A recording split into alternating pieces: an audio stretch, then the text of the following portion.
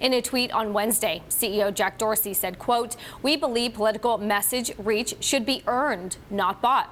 The new policy will go into effect on November 22nd. Joining us for all the details, it is Bloomberg Technology's Kurt Wagner. Kurt, why this decision?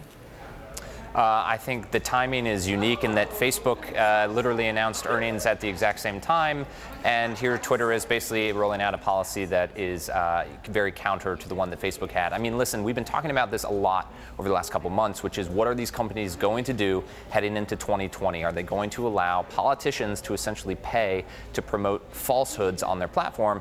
And Jack Dorsey kind of hinted at this last week during an interview where he said he didn't necessarily agree with the stance that Mark Zuckerberg had been taking. And here he is kind of, making the official statement today that they are not going to be the ones to let people pay to promote lies. I do like that you brought up how notable it was, because the headline in that tweet came out right as Facebook was reporting their earnings. That is not a coincidence, right? I imagine not, no. And because this policy is so starkly different than the one that Facebook has, it was a pretty opportune time for them to not only, make a splash and kind of announce this, but also do it at the time when everyone was paying attention to what Facebook was going to be doing with their earnings. So I don't think that this was necessarily coincidental. Kurt, I want to talk about Twitter's business a little bit. You heard Mark Zuckerberg come out and say that political ads were not a big important portion of their revenue, not a big portion of their business. Do we have any indication of how much political ads contribute to Twitter's revenue?